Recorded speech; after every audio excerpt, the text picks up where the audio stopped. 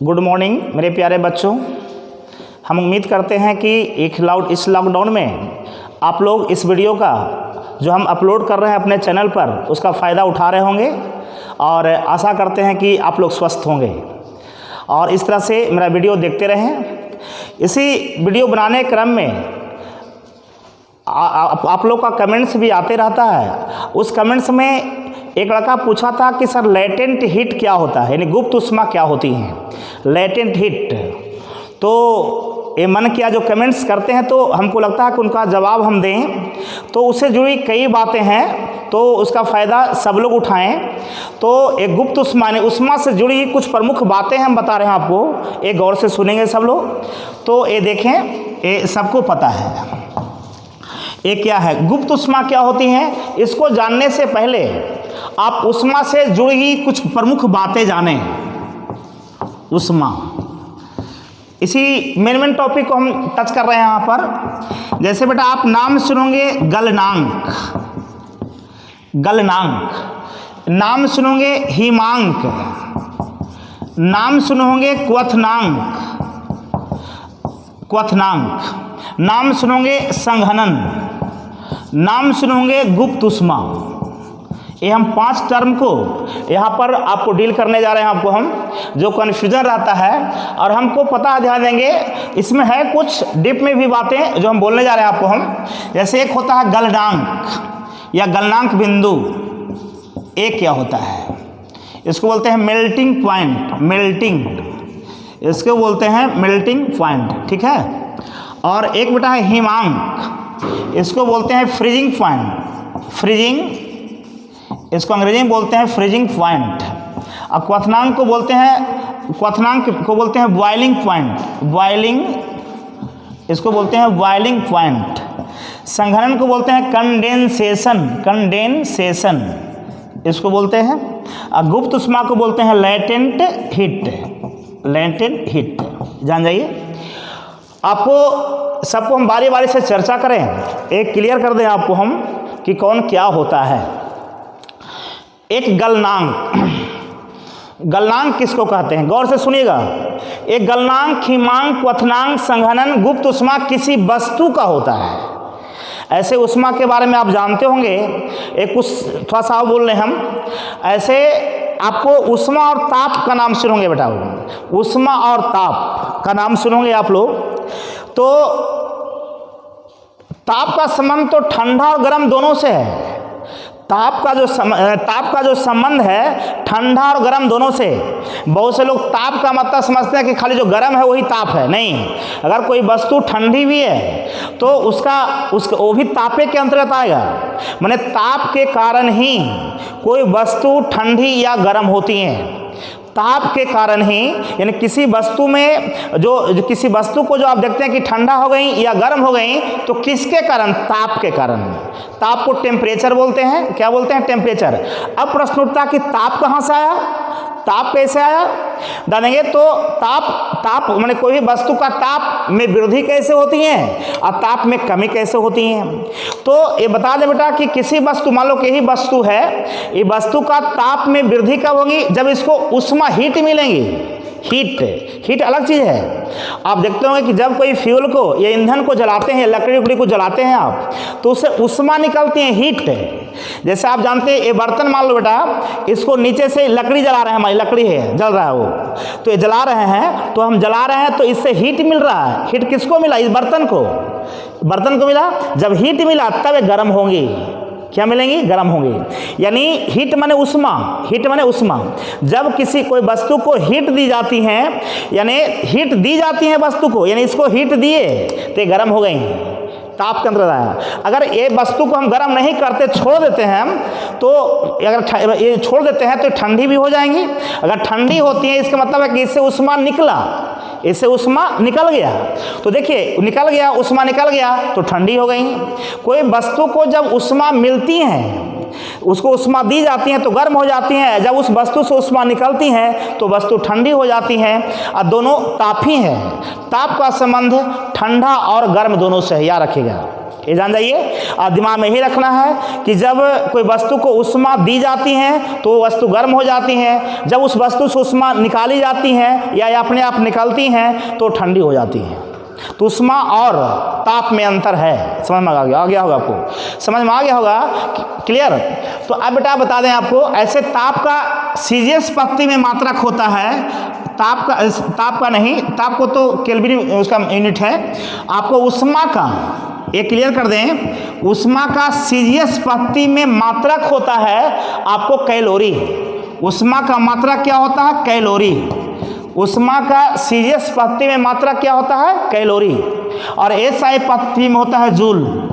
SI पद्धति में क्या होता है? जूल। याद रखिएगा, ऊष्मा का सीजीएस पद्धति में मात्रक कैलोरी होता है और एसआई पद्धति में जूल होता है। यानी ऊष्मा को कैलोरी में भी मापते हैं और जूल में भी मापते हैं। यार एक क्वेश्चन पूछा, याद रखिएगा। तो ध्यान देंगे, तो आपको एक क्लियर करें, यहाँ पर हम आपको बोलने जा रहे हैं कि गलनांक बिंदु किसको कहते हैं, किसी वस्तु का गलनांक बिंदु क्या होता है।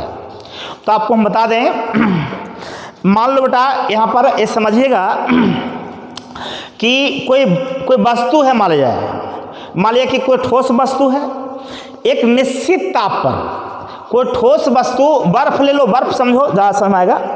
कोई ठोस वस्तु, यहाँ हम बर्फ ले रहे हैं, आइस बर्फ ले रहे हैं, एक निश्चित ताप पर वो पिघलेगी, एक निश्चित ताप पर क्या होगी? पिघलेगी।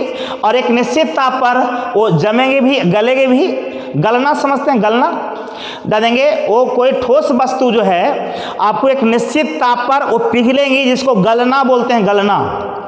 तो आपको क्लियर कर दें, ये पहले ही बोल दिए हैं कि गलनांक बिंदु या हिमांक बिंदु या क्वथनांक बिंदु या संघनन बिंदु किसका होता है? कोई वस्तु का होता है। तो यहाँ वस्तु के रूप में ले रहे हैं हम बर्फ। कौन ले रहे हैं? वस्तु के रूप में बेटा यहाँ हम ले रहे हैं बर्फ। तो बर्फ का टुकड़ा लिए हुए हैं। अब कहता है कि आप जानते हैं कि जब टेम्परेचर बढ़ती है तो पिघलती हैं। तो मेरा कहना है कि जिस निश्चित ताप पर डालेंगे या जिस निश्चित ताप पर वो गलना शुरू करती हैं या गलने लगती हैं, उस निश्चित ताप को ही उस वस्तु का गलनांक बिंदु कहा जाता है। नहीं समझे? मान लो कि ये बर्फ का टुकड़ा है बेटा आपका, ये 20 डिग्री सेंटीग्रेड पर आपको गलना शुरू करती हैं। ये 19 डिग्री पर नहीं गलती हैं। 19 डिग्री सेंटीग्रेड टेम्परेचर देते हैं, ताप देते हैं इसको, जब ऊष्मा देते हैं तो इसका ताप कितना? 19 डिग्री सेंटीग्रेड रहता है, तो ये नहीं पिघलती हैं। जैसे ही इसका ताप 20 डिग्री सेंटीग्रेड होता है तो ये गलना शुरू हो जाती हैं या पिघलना शुरू हो जाती हैं। तो जिस निश्चित ताप पर ये गलना शुरू कर दे, उस निश्चित ताप को ही इस वस्तु का गलनांक बिंदु कहा जाता है। क्लियर? तो ये क्लियर हो गया। तो ये बर्फ का टुकड़ा 20 डिग्री सेंटीग्रेड पर गलना शुरू हो गया, इसका मतलब कि ये इसका गलनांक बिंदु कितना हो गया? 20 डिग्री सेंटीग्रेड। क्लियर? तो ये क्लियर हो गया होगा आपको कि जिस निश्चित ताप पर, या निश्चित ताप क्या है? 20 डिग्री। जिस निश्चित ताप पर कोई वस्तु गलना शुरू करती है, उस निश्चित ताप को ही उस वस्तु का गलनांक बिंदु कहा जाता है। क्लियर? चलिए अब ध्यान देंगे, एक क्वेश्चन ये भी पूछता है बेटा आपका कि कोई वस्तु है, उसमें दाब बढ़ाने पर उसके गलनांक पर क्या प्रभाव पड़ेगा। क्वेश्चन पूछता है यहाँ पर, किसी वस्तु का दाब बढ़ाने पर, दाब समझते हैं प्रेशर बढ़ाने पर, उसके गलनांक बिंदु पर क्या प्रभाव पड़ेगा।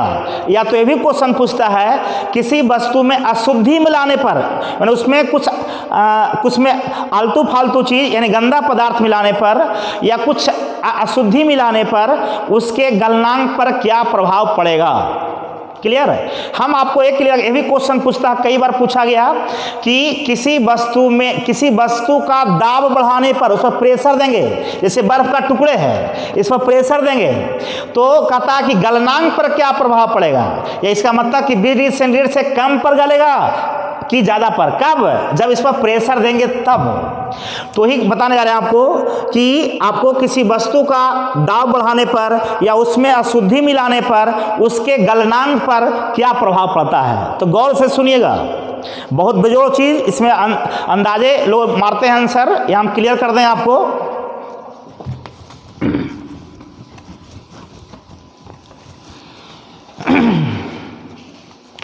आपको क्लियर कर दें बेटा, यहाँ पर कहता है कि यहाँ पर कहता कुछ वस्तुएं ऐसी होती हैं, यानी कह सकते हैं गलनांक पर, यहां बताने जा रहे हैं आपको हम।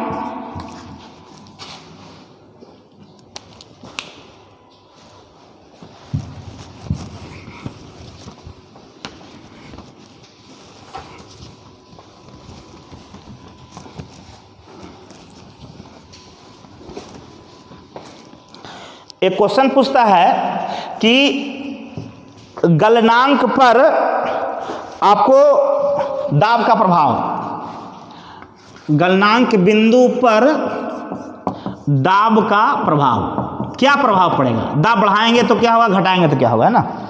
तो ये गौर से सुनेंगे। कहता कि हमारे यहाँ धरती पर दो तरह की वस्तु हैं। एक वस्तु ऐसी हैं जो गलती हैं, यानी पिघलती हैं तो सिकुड़ती हैं। बात को समझिएगा, क्या बोलने जा रहे हैं आपको हम। गलनांक बिंदु क्या होता है बता चुके। कहता कि कुछ वस्तुएं ऐसी होती हैं जो गलने पर सिकुड़ती हैं, कंट्रैक्ट करती हैं, संकुचित हो जाती हैं। बात को समझिएगा, कुछ वस्तुएं ऐसी होती हैं कि आपको गलने पर सिकुड़ती हैं, गलने पर क्या होती हैं, सिकुड़ती हैं। और कुछ वस्तुएं ऐसी हैं गलने पर फैलती हैं। कुछ वस्तुएं ऐसी होती हैं जो गलने पर फैलती हैं। गलने पर क्या होती हैं, फैलती हैं। तो गौर करेंगे, बात को समझिएगा। गलने पर फैलती कौन है, जैसे घी, मक्खन।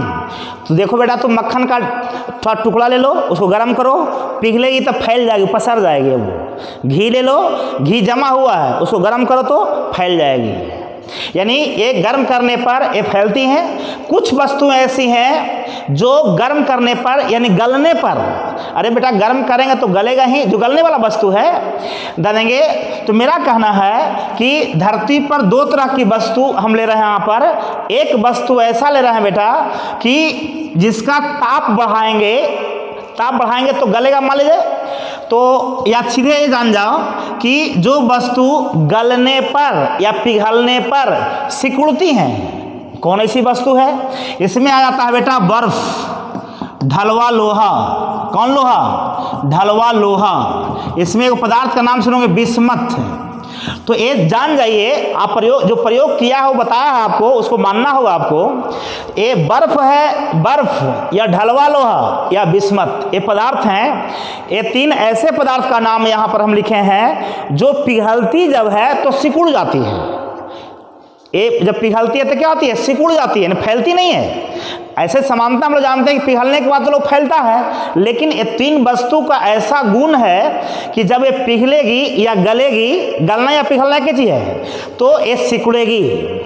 और कुछ वस्तुएं ऐसी हैं जो गलने पर फैलती हैं, प्रसारित होती हैं। कौन कौन है? जैसे घी, मक्खन, घी और मक्खन, जान जाइए। ये सब ऐसी वस्तु हैं जो आपको गलने पर ये फैलती हैं। क्लियर है? तो धरती पर दो तरह की वस्तु, ये बात को समझिएगा। एक तो गलने पर सिकुड़ेगी, वो कौन कौन वस्तु है सामने लिखा हुआ है। एक वस्तु ऐसी है जो गलने पर फैलती है। अब देखो, अब यहाँ तक ठीक हो गया। कहता है बेटा कि जो वस्तु गलने पर सिकुड़ती हैं, जो वस्तु गलने पर सिकुड़ती हैं, उस पर अगर हम दाब बढ़ाएंगे, अगर उस पर हम दाब बढ़ाएंगे, बात को समझिएगा। अगर हम यहाँ पर समझेंगे, दाब बढ़ाएंगे तो कहता है कि गलनांक कमेगा। गलनांक क्या होगा? कमेगा। दाब बढ़ाएंगे तो गलनांक क्या होगा? कमेगा। दाब बढ़ाएंगे तो गलनांक क्या होगा? कमेगा। दाब बढ़ाएंगे तो गलनांक क्या होगा? कमेगा। लेकिन जो वस्तु गलने पर फैलती हैं, उस पर दाब बढ़ाएंगे तो वो तब उसका गलनांक बढ़ेगा। गलनांक क्या होगा? बढ़ेगा। दो तरह की बात बताए, यहाँ पर गलनांक घटेगा, घटेगा और यहाँ क्या होगा, बढ़ेगा। फिर से समझ लीजिए थोड़ा सा, मेरा कहना है बेटा कि जो वस्तु गलने पर सिकुड़ती हैं, वैसे वस्तु गलने पर सिकुड़ती कौन है, बर्फ, ढलवा लोहा, बिस्मत, ऐसे वस्तु पर दाब बढ़ाएंगे, उसको ज़्यादा दाबेंगे तो गलनांक जो है कम जाएगा। गलनांक कम जाएगा मतलब समझ गए आप लोग। जैसे पहले 20 डिग्री सेंटीग्रेड पर उदाहरण लिए थे कि बर्फ का गलनांक था तो कम ही पर गल जाएगा वो, यानी क्लियर, यानी गौर करेंगे तो यानी क्लियर हो गया आपको। दाब बढ़ाने पर उसका गलनांक घटेगा। कब घटेगा, कौन वस्तु, जो गलने पर सिकुड़ती है, और वैसी वस्तु जो गलने पर फैलती हैं, वो वस्तु कौन है, सामने लिखा हुआ है, उस पर दाब बढ़ाएंगे तो उसका गलनांक बढ़ेगा। दोनों में दाब बढ़ाए, दाब दोनों में बढ़ाए बेटा, आपको हम बता देंगे। दाब, इसमें दाब बढ़ाते हैं तो उसका गलनांक घटेगा, इसमें गलनांक बढ़ाए, इसमें दाब बढ़ाएंगे तो गलनांक बढ़ेगा। ये और क्लियर कर देते हैं आपको हम। मान लो बर्फ, ऐसे जनरली बर्फ का टुकड़ा है तो इसका गलनांक है 20 डिग्री सेंटीग्रेड। इसका मतलब है कि जनरल वे में ये 20 डिग्री सेंटीग्रेड टेम्परेचर पर गलना शुरू हो जाती है। लेकिन बर्फ लिए हैं, बर्फ कौन लिए हैं, बर्फ। अभी लिखे हैं कि बर्फ में दाब जब बढ़ेगा तो गलनांक घटेगा। इसका मतलब है कि इस पर हम प्रेशर देंगे तो गलनांक जो है 20 डिग्री सेंटीग्रेड से कम हो जाएगा। माने इसको प्रेशर देंगे बर्फ पर तो 19 डिग्री सेंटीग्रेड पर ये गलना शुरू हो जाएगा। यही लिखे हैं कि आपको दाब बढ़ाने पर गलनांक क्या होगा, घटेगा। दाब बढ़ाने पर आपको गलनांक जो है क्या होगा, घटेगा या कमेगा। ये स्थिति में बता देंगे। इसमें क्या था कि दाब बढ़ाने पर गलनांक बढ़ेगा। दोनों, हम तो उम्मीद करते हैं कि आप लोग समझ गए होंगे, एक क्लियर है। अरे बेटा, दोनों स्थिति में हम दाब बढ़ाए हैं तो इसमें दाब बढ़ाए तो ये दोनों दो चीज तो समझना है, दाब और गलनांक। अब दोनों में हम दाब बढ़ाए हैं, दाब बढ़ाते हैं तो इसमें क्या होता है, गलनांक कमता है, इसमें गलनांक बढ़ता है। ये तो है। तो एक क्वेश्चन पूछा गया आपका, याद रखेंगे, एक क्लियर है। तो बेटा आपको पूछा गया तो गलनांक बिंदु पर दाब का क्या प्रभाव पड़ता है, एक क्लियर। अगर क्वेश्चन पूछेगा बेटा आपको कि ढलवा लोहा का दाब बढ़ाएंगे तो गलनांक बिंदु कमेगा या बढ़ेगा, तो जवाब होगा कमेगा। गलनांक कमेगा यानी घटेगा। उसी तरह बर्फ में भी, बिस्मत में भी। लेकिन कहेगा कि घी मक्खन की बात करेगा कि घी या मक्खन की बात, इसमें दाब बढ़ाएंगे तो गलनांक क्या होगा, तो गलनांक बढ़ेगा। चलिए आपको क्लियर कर दें। इसका मतलब यह हुआ कि घी मतलब कि पहले 20 डिग्री सेंटीग्रेड पर गलता था, अब जब इसका दाब बढ़ाएंगे तो 30 डिग्री सेंटीग्रेड पर गलेगा, यानी गलनांक क्या हो गया, बढ़ गया, 20 से 30 हो गया। चलिए आपको हम बता दें एक चीज और।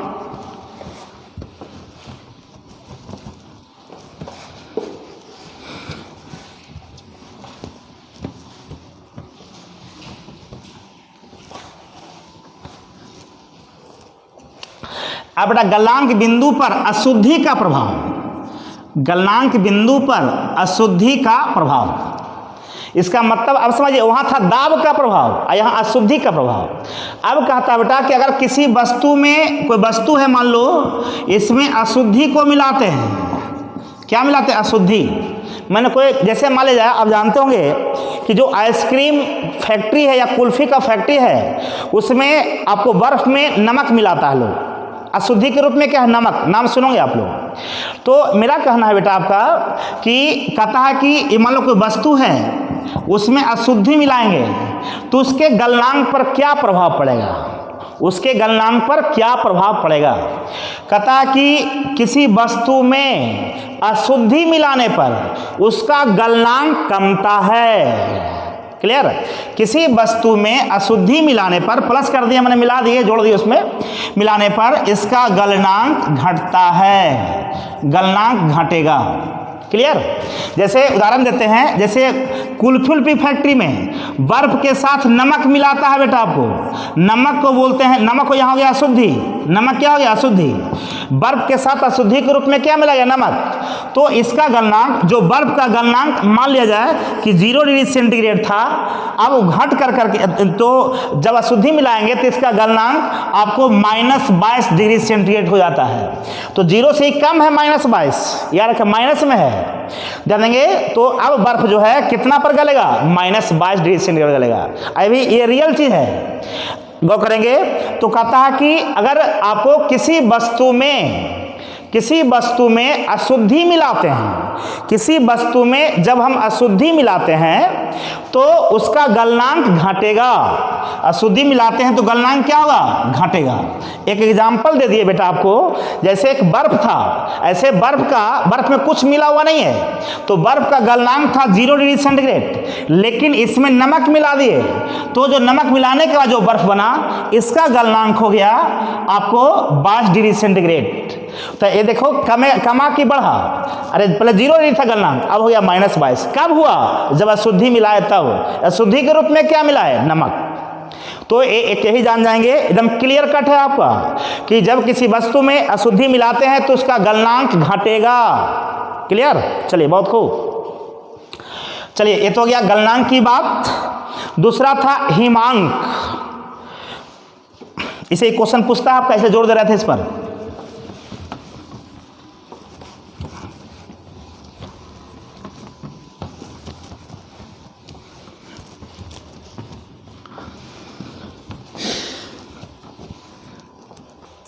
एक है बेटा, ये हो गया गलनांक, एक है हिमांक,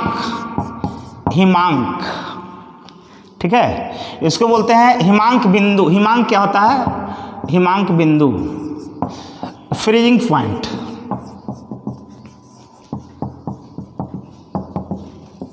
ठीक है, हिमांक किसको कहते हैं, वह निश्चित ताप। देखिए चाहे गलनांक हो, हिमांक हो, क्वथनांक हो, सबका संबंध है ताप से। जानेंगे हिमांक बिंदु को अंग्रेजी में बोलते हैं फ्रीजिंग पॉइंट। आपको किसी वस्तु का वह निश्चित ताप जिस पर वह जमता है, जिस पर वो जमता है, वहाँ गलता था, यहाँ जमता है, वैसा निश्चित ताप, या किसी वस्तु का वैसा निश्चित ताप जिस पर वह जमता है, वह निश्चित ताप को, या वही निश्चित ताप को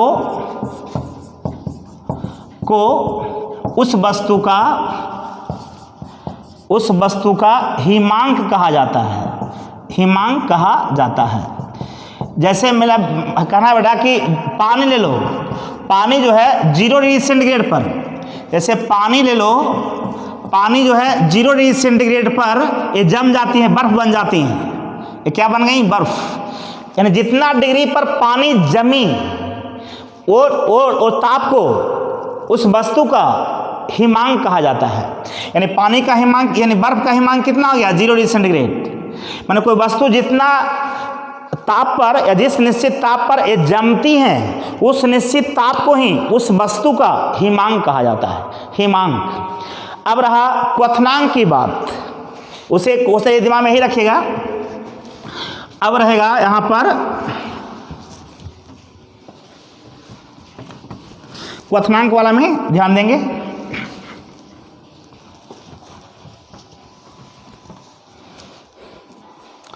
एक बेटा क्वथनांक, इसको बोलते हैं बॉइलिंग पॉइंट, बॉइलिंग पॉइंट, याद रखिएगा। वैसा निश्चित ताप जिस पर कोई वस्तु खौलना शुरू करती है, उबलना शुरू करती हैं, वैसा निश्चित ताप जिस पर कोई वस्तु उबलना, इसको कहते हैं खौलना शुरू करती हैं, उस निश्चित ताप को ही उस वस्तु का क्वथनांक कहा जाता है। जैसे लोग पानी, बेटा कहता कि पानी का क्वथनांक 100 डिग्री सेंटीग्रेड है, क्वेश्चन पूछा गया, पानी का क्वथनांक 100 डिग्री सेंटीग्रेड। क्लियर, क्वथनांक पानी का क्वथनांक कितना 100 डिग्री सेंटीग्रेड, क्योंकि ये मिनिमम ताप है। 100 डिग्री सेंटीग्रेड पर पानी खौलना शुरू करती हैं, 99 पर नहीं करेंगी। ये न्यूनतम ताप 100 डिग्री पर एक खौलना शुरू करेंगी। तो जिस न्यूनतम ताप पर या जिस निश्चित ताप पर आपको जल जो है आपको खौलना या उबलना शुरू करती हैं, उस निश्चित ताप को ही उस वस्तु का क्वथनांक कहा जाता है। तो पानी का क्वथनांक कितना होता है 100 डिग्री। अब यहाँ गलनांक की तरह दो चीज बातें बताना जा रहा हूं आपको कि क्वथनांक पर दाब और अशुद्धि का क्या प्रभाव पड़ता है। क्वथनांक पर आपको दाब का क्या प्रभाव पड़ता है और क्वथनांक पर अशुद्धि का क्या प्रभाव पड़ता है। गौर से सुनिएगा, प्रेम से, ये बहुत आसान चीज है, हम ये बताने जा रहे हैं आपको। हम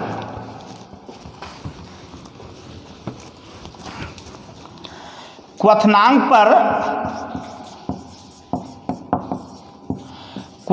पर दाब का प्रभाव, क्वथनांक पर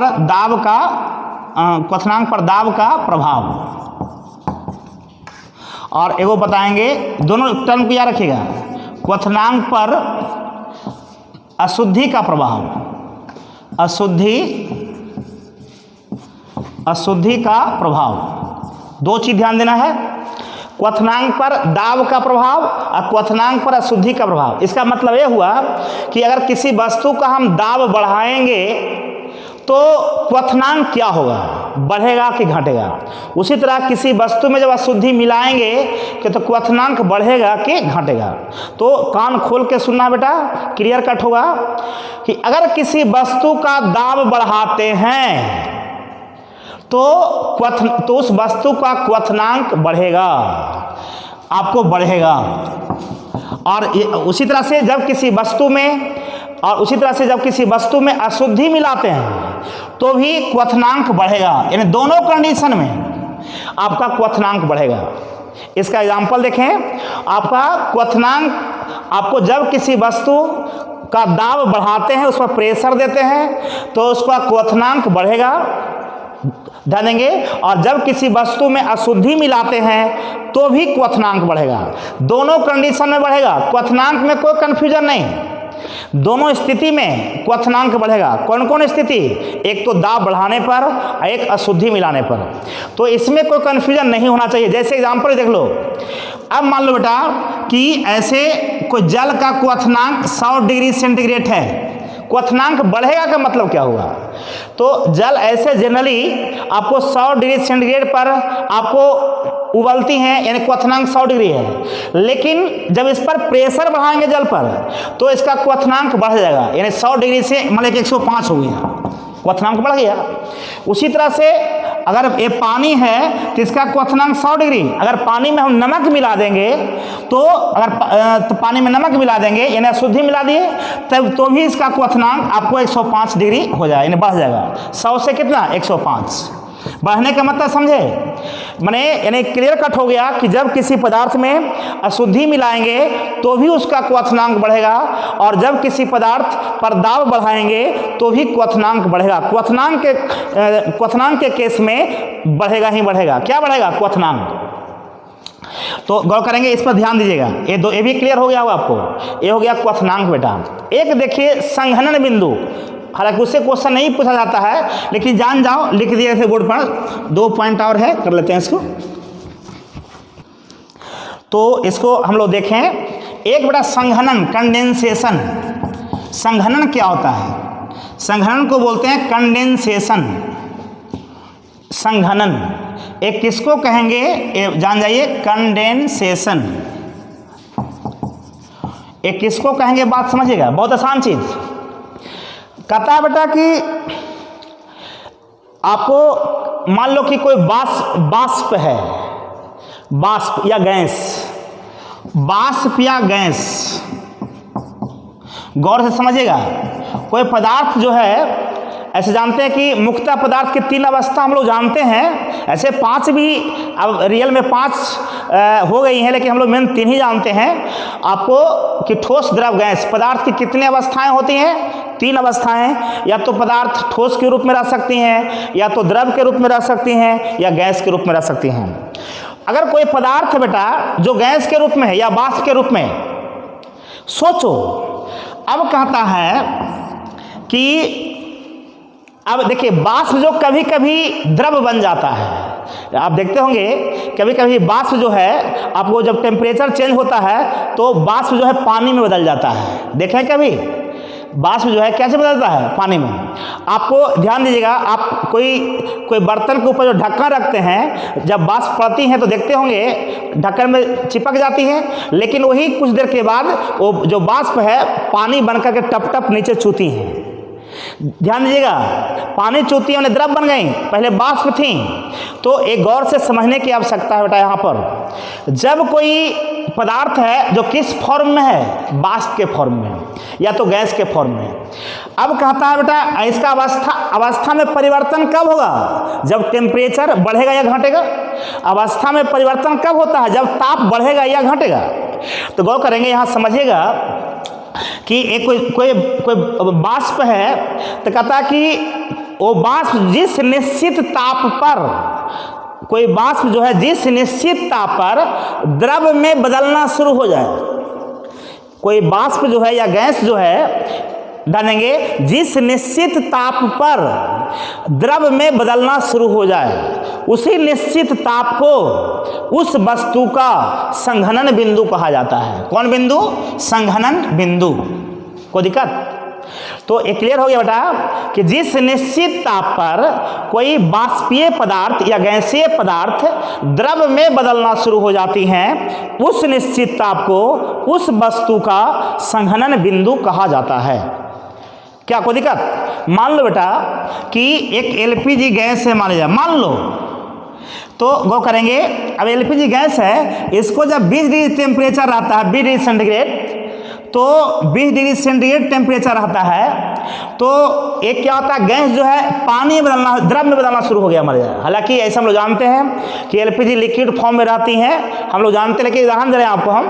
तो ये आपको 20 डिग्री सेंटीग्रेड पर मान लो कि द्रव में बदलना शुरू हो गई, तो किस निश्चित ताप पर द्रव में, एलपीजी मान लो कि गैस है, ये क्या गैस, ये गैस जो है लिखा था ना गैस यहाँ पर, ये द्रव में बदलना कब शुरू हुई, जब कितना ताप था इसका, 20 डिग्री। तो ये 20 डिग्री टेम्परेचर पर एलपीजी जो गैस थी पहले वो द्रव में बदलना शुरू हो गई। तो ये 20 डिग्री टेम्परेचर को ही संघनन बिंदु कहेंगे, संघनन बिंदु। क्लियर? तो जिस निश्चित ताप पर को गैसीय या वाष्पीय पदार्थ आपको द्रव में बदलना शुरू हो जाती हैं, उस निश्चित ताप को ही उस वस्तु का संघनन बिंदु कहा जाता है। क्लियर? आ जाइए। अब एक है बेटा गुप्त ऊष्मा। गुप्त ऊष्मा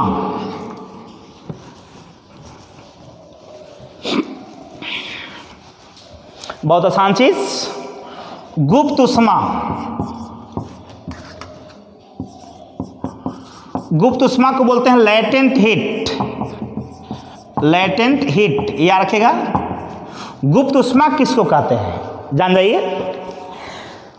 देखिए कोई ठोस वस्तु है या कोई वस्तु है बेटा, कोई वस्तु है, उसके अवस्था में परिवर्तन कब होगा। अवस्था में परिवर्तन का मतलब कोई ठोस वस्तु है, द्रव में बदलेगा कब, गैस में कब बदलेगा। अगर कोई ठोस वस्तु है, मान लो बेटा ये बर्फ का टुकड़ा है, ये पानी में बदल गया, ये बर्फ का टुकड़ा है, ये क्या चीज बदल गया, पानी में। तो पानी में कब बदलेगा, ये पानी में बदलेगा, उसके लिए टेम्परेचर चाहिए, और टेम्परेचर का संबंध किससे, ऊष्मा से है। आपको हम पहले शुरू में ही बोले थे कि टेम्परेचर मीन्स ताप। ताप कब बढ़ता है, जब ऊष्मा किसी वस्तु को दी जाती है। ताप कब घटता है, जब उसमें उससे ऊष्मा निकाली जाती है। इसको जब ऊष्मा देंगे, यहाँ को जलाएंगे हम नीचे, तो इसका ताप बढ़ जाएगा, इसको इससे ऊष्मा निकलेगा तो इसका ताप घट जाएगा। ये क्लियर है? तो यहाँ बात समझिएगा। तो कोई वस्तु के, जैसे मान लें कि हम उदाहरण दे रहे थे, ये बर्फ का टुकड़ा है, मान लीजिए ये बर्फ का टुकड़ा है, तो बेटा ये बर्फ का टुकड़ा है, जब टेम्परेचर चेंज होगा, ताप में बदलाव होगी, तो हो सकता है कि बर्फ जो है पानी बदलना शुरू हो जाए। तो पानी में बदलेगा, यानी अवस्था में परिवर्तन हुआ, पानी में बदल गया यानी द्रव हो गया। ये पहले बर्फ था तो ठोस था, तो ठोस द्रव में बदला। कब बदला, जब इसको हीट मिला, अरे ऊष्मा मिला, बहुत से कहें कि टेम्परेचर के कारण हुआ था। टेम्परेचर किससे प्राप्त होता है? हीटर से ना, मेन तो हीट है। तो मेरा कहना है कि उष्मा में परिवर्तन के कारण किसी वस्तु के अवस्था में भी परिवर्तन होती है।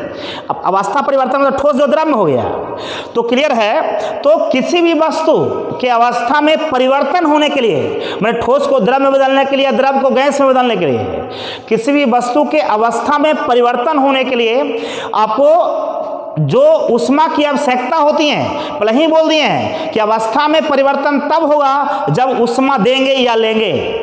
किसी वस्तु को उष्मा देंगे या तो लेंगे।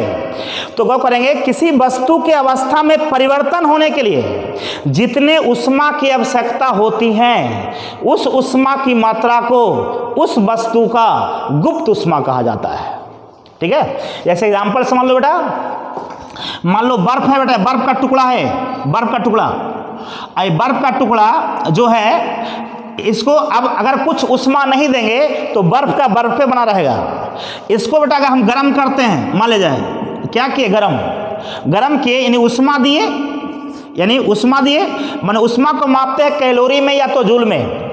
आपको उष्मा को मापते हैं या तो कैलोरी में या तो जूल में। शुरू में ही बोले थे उष्मा का सीजीएस पत्ती में मात्रा कैलोरी होता है और एसआई पत्ती में जूल होता है। आपको हम बोल चुके हैं आपको हम। तो मेरा कहना बेटा, ये बर्फ का टुकड़ा है, अगर इसको उष्मा देंगे न लेंगे, माने बर्फ को न उष्मा इसको देंगे और न इससे निकलेगा, तो बर्फ का बर्फे रहेगा। ये इसका अवस्था में परिवर्तन नहीं होगा, ये जान जाइए। अब देखो, अगर इसको हम उष्मा देते हैं 20 कैलोरी, क्योंकि उष्मा का मापते हैं कैलोरी में, जूल भी ले सकते हो, तो इसको हम लेते हैं, इसको उष्मा कितना दिए, 20 कैलोरी, गर्म किए उष्मा दिए, तो ये जल में बदल गया। ये जो बर्फ था क्या चीज बदल गया, जल में, यानी अवस्था में परिवर्तन हो गया। तो अवस्था में परिवर्तन होने के लिए कितना उष्मा की आवश्यकता हुई, 20 कैलोरी। यही 20 कैलोरी इस बर्फ का गुप्त उष्मा हो गया। ठीक है, तो अवस्था में परिवर्तन हुआ। अवस्था में परिवर्तन मतलब बर्फ से जल, अवस्था में परिवर्तन होने के लिए जितना उष्मा की आवश्यकता हुई, कितना उष्मा, 20 कैलोरी जानेंगे। जितना उष्मा की आवश्यकता होती है, उसी उष्मा की मात्रा को उस वस्तु का गुप्त उष्मा कहा जाता है। क्लियर? तो यहाँ गुप्त उष्मा हो गया 20 कैलोरी। कौन कैलोरी, 20 कैलोरी। ऐसे वाष्प की गुप्त उष्मा सबसे ज़्यादा होती है, और जिस वस्तु का गुप्त उष्मा ज़्यादा होती है वो ज़्यादा जलन पैदा करती हैं, ज़्यादा जलन। इन्हें देखते हैं कि वाष्प पूरा से जब हाथ जल जाता है तो ज़्यादा जलन पैदा करता है। तो क्वेश्चन पूछता है कि वाष्प से हाथ जलने पर काफ़ी जलन पैदा करती हैं, क्यों? क्योंकि उसका गुप्त उष्मा ज़्यादा होती है, गुप्त उष्मा ज़्यादा होती है। तो ये बेटा क्लियर हो गया, गुप्त उष्मा कि किसी वस्तु के अवस्था में परिवर्तन होने के लिए जितना उष्मा की आवश्यकता होती है, उस उष्मा की मात्रा को उस वस्तु का गुप्त उष्मा कहा जाता है। क्लियर है? ऐसे एक चीज और हम बता दें, आपको क्लियर कर दें, गुप्त उष्मा दो प्रकार का, गुप्त उष्मा जो होती हैं वो दो प्रकार की होती हैं, ध्यान देंगे। गुप्त उष्मा बेटा दो प्रकार की होती हैं। एक होती है गलन की गुप्त उष्मा, गलन की गुप्त उष्मा, माने गुप्त उष्मा दो प्रकार का, गुप्त उष्मा दो प्रकार के होते हैं। एक होता है गलन की गुप्त उष्मा और एक होता है बाष्पन की गुप्त उष्मा। बाष्पन की गुप्त उष्मा ये क्या है, बहुत आसान चीज है, आपको हम समझा देते हैं। अब देखो, मैंने गुप्त उष्मा दो प्रकार का, एक होती है गलन की गुप्त उष्मा, एक होती है बाष्पन की गुप्त उष्मा।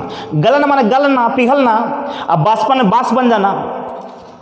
देखिए, गलन की गुप्त उष्मा, यदि गुप्त उष्मा समझ गए हैं आप तो आपको ये समझ में आसानी से आ जाएगा। वो मैंने यही गुप्त उष्मा ही समझे थे कि किसी वस्तु के अवस्था में परिवर्तन होने के लिए, अवस्था में परिवर्तन का मतलब समझा चुके हैं। जैसे ठोस को द्रव में, द्रव को गैस में बदलने के जितना उष्मा की आवश्यकता होती है, उस उष्मा की मात्रा को उस वस्तु का गुप्त उष्मा कहते हैं। अब यहाँ गलन की गुप्त उष्मा, गलेगा मतलब द्रव बनेगा, कोई वस्तु गलेगी तो क्या बनेगी, द्रव बनेगी, द्रव। तो अब देखो कहता है बेटा कि कोई ठोस वस्तु, गलेगा कौन, कोई ठोस वस्तु, ठोस से ना गलेगा, बर्फ ठोस है, ठोस से ना गलेगा, पनिया कुछ गलेगा। अरे द्रव अवस्था में जो क्या गलेगा, नहीं गलेगा। अगर कोई ठोस वस्तु है बेटा, कहता कि ठोस वस्तु के इकाई द्रव्यमान, इकाई द्रव्यमान मतलब माने कोई ठोस वस्तु है ये 1 ग्राम का, इकाई के मतलब 1 ग्राम का एक ठोस वस्तु है। ये बात को समझो, एकदम उदाहरण से समझा देते हैं आपको हम। इकाई द्रव्यमान है, इकाई के मतलब 1 ग्राम रहे या 1 किलोग्राम रहे, इकाई कहलाएगा। 1 ग्राम द्रव्यमान का एक ठोस वस्तु है बर्फ का टुकड़ा। अब कहता बेटा इसको यहाँ देखिए गलन है, माने गलने का मतलब द्रव, गलने का संबंध है द्रव से। ठोस वस्तु को द्रव में बदलने के लिए कितना ठोस वस्तु, 1 ग्राम, माने इकाई द्रव्यमान। इकाई द्रव्यमान की ठोस वस्तु को गलने के लिए जितना उष्मा की आवश्यकता होती है, उस उष्मा की मात्रा को गलन की गुप्त उष्मा कहते हैं। माने कोई ठोस वस्तु को गलने के लिए, पिघलने के लिए जितना उष्मा की आवश्यकता होती है, उस उष्मा की मात्रा को हम गलन की गुप्त उष्मा कहेंगे। जैसे 1 ग्राम ठोस बर्फ है बेटा ये, अब इसको गलने के लिए चाहिए 30 कैलोरी उष्मा। 30 कैलोरी उष्मा जब देते हैं, जब तक उष्मा देंगे नहीं, जब तक ये बदलेगा नहीं, ठोस द्रव में नहीं बदलेगा, ठीक है। इसको 30 कैलोरी उष्मा देते हैं, 30 कैलोरी तक ठोस जो है जल में बदल जाता है, जल द्रव है, तो इसको अवस्था में परिवर्तन के लिए यानी 30 कैलोरी ऊर्जा दी गई। तो यहाँ पर देखिए अवस्था हो गई, यहाँ गल गया, ठोस जो है गल के जल बन गया, इसलिए गलन है। तो गलन की गुप्त उष्मा हो गई 30 कैलोरी। तो गलन की गुप्त उष्मा का परिभाषा होगा बेटा कि अगर ई समझ गए तो समझ में आ जाएगा आपको। गलता है, गलता कौन है, ठोस। तो ठोस को गलने के लिए, ठोस को गल के क्या बनेगा, द्रव। ठोस को द्रव में बदलने के लिए जितना उष्मा की आवश्यकता होती है, कितना ठोस, 1 ग्राम इकाई द्रव्यमान, जितना उष्मा की आवश्यकता होती है, उस उष्मा की मात्रा को उस वस्तु का गलन की गुप्त उष्मा कहा जाता है। यहाँ गलन की गुप्त उष्मा 30 कैलोरी हुई। चलिए, अगर ये समझ गए होंगे तो इसमें कोई दिक्कत नहीं है। जिनको नहीं समझ में आया है वो कमेंट्स करके पूछेंगे, हम क्लियर कर देंगे बेटा आपको, इसमें कोई दो मत नहीं है। आपको वाष्पन की गुप्त उष्मा, देखिए वाष्प है तो वाष्प, कोई द्रव बनेगा, वाष्प, द्रव से वाष्प बनता है पानी से। अब देखिए यहाँ एक वस्तु द्रव है और एक वस्तु है वाष्प। कहता कोई द्रव वस्तु को वाष्प में बदलने के लिए, यहाँ भी अवस्था बदल रही है, और कितना द्रव रहेगा, 1 ग्राम इकाई द्रव्यमान। इकाई द्रव्यमान द्रव को वाष्प में बदलने के लिए जितना उष्मा की आवश्यकता होती है, उस उष्मा की मात्रा को उस वस्तु का वाष्पन की गुप्त उष्मा कहते हैं। यानी अवस्था बदल के वाष्प में हो जाना है, वाष्पन है, और यहाँ तक गल करके जल बन गया।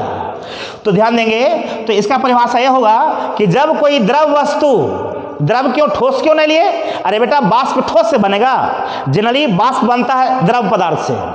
तो गौ करेंगे, इकाई द्रव्यमान 1 ग्राम लिए हैं, 1 किलोग्राम भी ले सकते हैं आप। इकाई द्रव्यमान की वस्तु को वाष्प में बदलने के लिए जितना उष्मा की आवश्यकता होती है, उस उष्मा की मात्रा को उस वस्तु का वाष्पन की गुप्त उष्मा कहा जाता है।